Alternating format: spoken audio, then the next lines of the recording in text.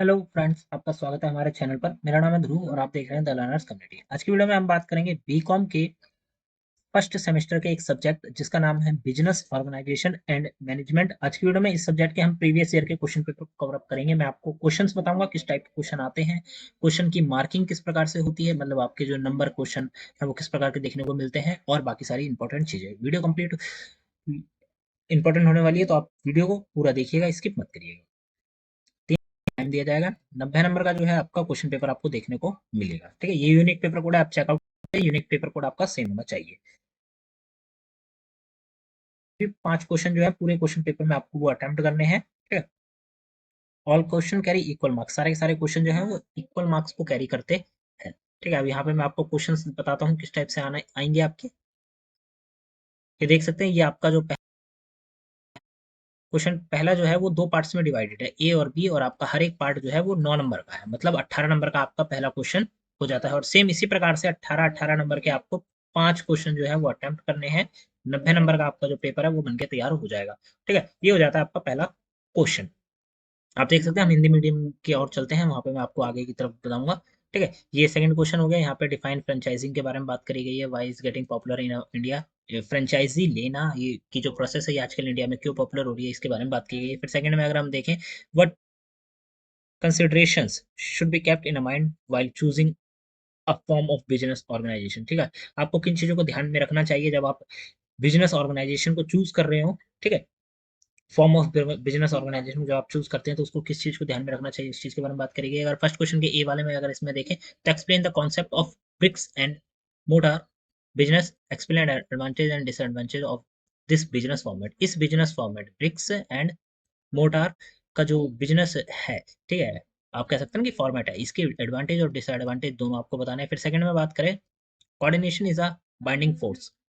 In the light of this statement, discuss the importance and limitations of coordinations as a function of a management। ठीक है, तो ये एक statement दी गई है, इस स्टेटमेंट को पढ़कर आपको समझकर उसके बाद आपको इंपॉर्टेंस बताने हैं। ठीक है, इस इंपॉर्टेंस बताने हैं इस स्टेटमेंट के, एंड लिमिटेशंस बतानी है of coordinations as a function. Coordination को एज ए फंक्शन जो है उसकी लिमिटेशंस भी आपको यहाँ पे बतानी है मैनेजमेंट के अंतर्गत। ठीक है, ये हो जाता है पहला क्वेश्चन। दूसरे क्वेश्चन की तरफ हम देखें, 9 नंबर का आपका क्वेश्चन है, what are the problem of small scale sector.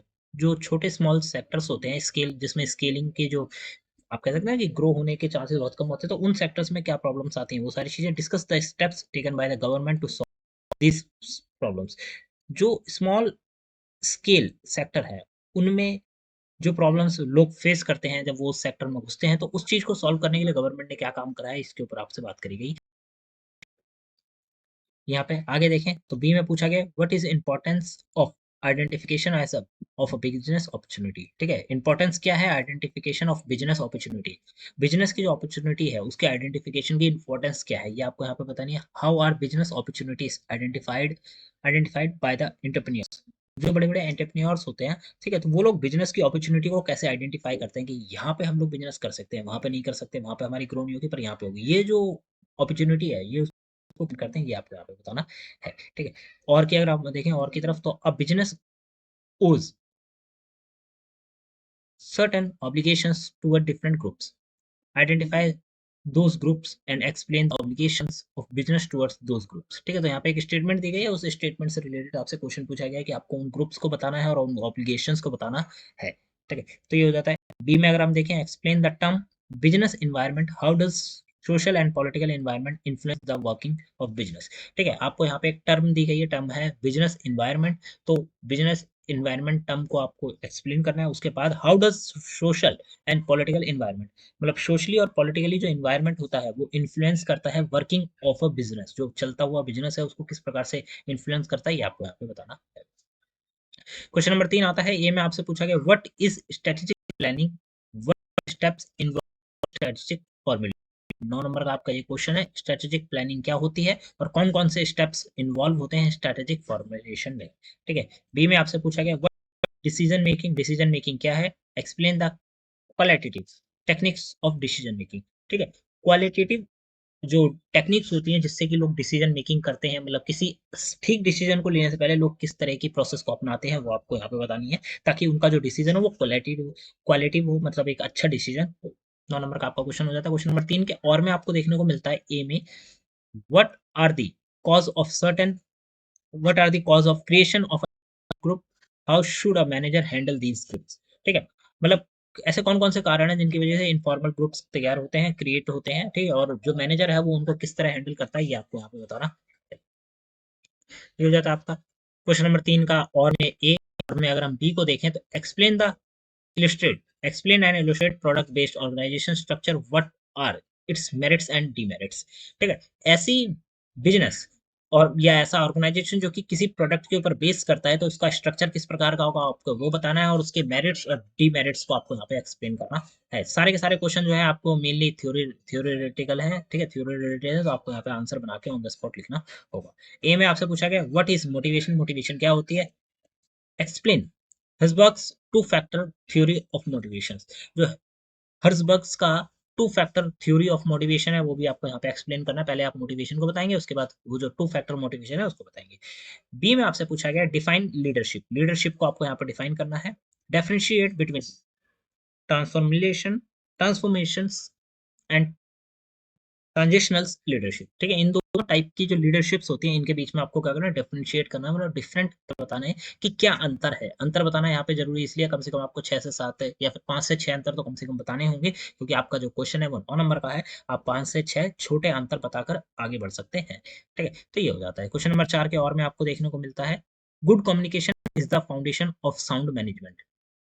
Comment, ये एक स्टेटमेंट है, इसके ऊपर आपको कमेंट करना है, मतलब इसकी एक्सप्लेनेशन देनी है। Good communication is the foundation of a sound management. पूछा गया what is budgetary control, budgetary control क्या होता है आपको ये बताना। How budget can be used for ensuring effective marginal control in a large enterprise. जो बहुत बड़ी लार्ज एंटरप्राइजेस होती हैं तो उसमें बजट को कैन बी यूज्ड, जो बजट है उसको यूज करा जा सकता है इंश्योर, मतलब इंश्योर करने के लिए, ये इंश्योर करने के लिए इफेक्टिव मैनेजमेंट कंट्रोल, जो मैनेजमेंट है वो इफेक्टिवली कंट्रोल हो रहा है। ठीक है, मैनेजर है। तो ये आपको यहाँ पे बताना है। क्वेश्चन नंबर आता है, ये आपका लास्ट क्वेश्चन है। इसमें आपको शॉर्ट नोट लिखने हैं किन्हीं दो टॉपिक के ऊपर।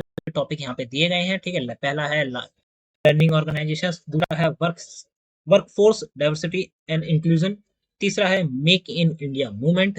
ठीक है, और यहाँ पे लास्ट के दो आ जाते हैं flexi time and work life balance, और पांचवा है लर्निंग फ्रॉम रामायण एंड गीत फॉर इफेक्टिव मैनेजमेंट। ठीक है, तो यहाँ पे आपको दो लिखने हैं। आपका हर एक टॉपिक 9 नंबर का होगा। 9 नंबर के आपके दो टॉपिक को शॉर्ट नोट के ऊपर आपको एक्सप्लेन करना है। शॉर्ट नोट का मतलब यहाँ पे ये नहीं है कि आपने 2 से 3 लाइन में एक्सप्लेन कर दिया, नहीं, कम से कम आपको 7 से 8 लाइन में इस पर्टिकुलर टॉपिक को एक्सप्लेन करना होगा, या उससे ज्यादा में ही, तभी आपको 9 में से 9 नंबर मिलने के चांसेस बढ़ जाते हैं। ठीक है, तो यहाँ पे आपका जो क्वेश्चन पेपर है कंप्लीट हो जाता है इंग्लिश मीडियम के स्टूडेंट्स के लिए। मैं आपको हिंदी मीडियम के स्टूडेंट्स के लिए दिखा देता हूँ, आप लोग इसको पढ़कर पॉज कर समझ सकते हैं। ठीक है, ये आपका सेकंड क्वेश्चन आ जाता है। ये आपका यहाँ पे सेकंड क्वेश्चन के बी आ जाता है, फिर और वाले ऑप्शन आ जाते हैं। ये आपका थर्ड क्वेश्चन आ जाता है। ठीक है, थर्ड में और वाले ऑप्शन आ जाते हैं। फिर हम अगर आगे चलें तो यहाँ पे आपको मिलेगा क्वेश्चन नंबर 4। ठीक है, ये क्वेश्चन नंबर 4 हो जाता है। ये आपका क्वेश्चन नंबर 5 आ गया है, और यहाँ पे क्वेश्चन नंबर 5 के बचे हुए जो देखने को मिल जाते हैं। ठीक है, तो आप हिंदी मीडियम स्टूडेंट इस वीडियो को पीछे से आगे पीछे करके पॉज करके पर्टिकुलर क्वेश्चन को देखकर समझ सकते हैं। बाकी मैंने इंग्लिश में आपको क्वेश्चन समझा ही दिया है। आपको डिस्क्रिप्शन बॉक्स में दी गई लिंक से आप लोग हमारे साथ जुड़ सकते हैं।